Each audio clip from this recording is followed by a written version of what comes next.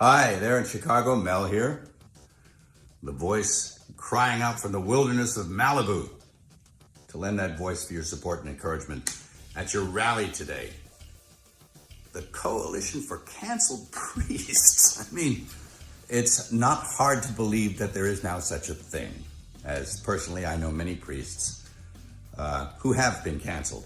But not for the reasons you'd think. I mean, it's not like they did a hit-and-run drive and left the scene of the crime, or embezzled church funds, stole the altar wine, or committed some other heinous crime. No, not at all.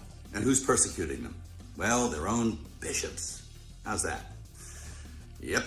Who are they? Well, they're a pack of men who generally passively sit by and tolerate any kind of nonsense, but if one of their priests utters something that resembles orthodoxy, well, then they spring into action, they reprimand him, and they bully him and do their best to cancel him. And it succeed.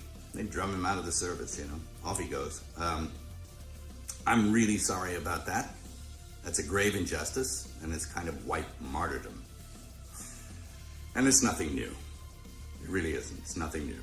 And it's a symptom. It's a symptom of a very deep sickness that afflicts the church.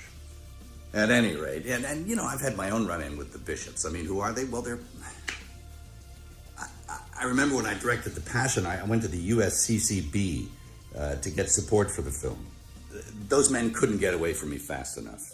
And all but a few of them turned their back on me. And it was pretty telling about who they were. A pretty insipid bunch. And it doesn't look like anything's changed. Geez, I remember back in the 70s, old priests, good priests, who were bullied and persecuted by their bishops. There was a rash of it back then also, and it was because they wanted to maintain what it was that they were ordained to do. They didn't want to go along with the new liturgy and the reforms of Vatican II, and so that they were really heavily leaned on. It was never abrogated, the old Mass, never, and it still hasn't been. You can't. It's protected by quo primum.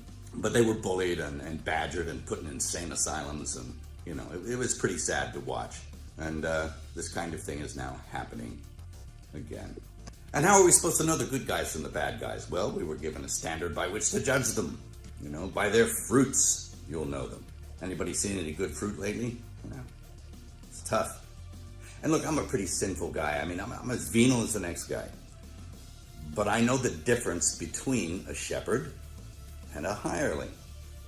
And I think that the vast majority of these bishops are just a bunch of hirelings. And my question is, who's hiring them? I don't think it's Jesus. Is it Francis? Who's hiring Francis? Is it Pachamama? I mean, I think you need to look at the whole institution.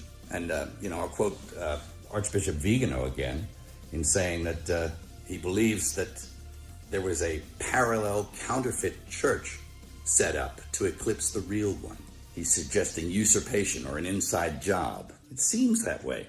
Of course, we know the gates of hell will not prevail against it. The victory is God's, not ours.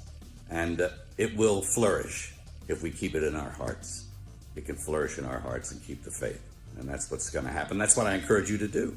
God keep you and God bless you.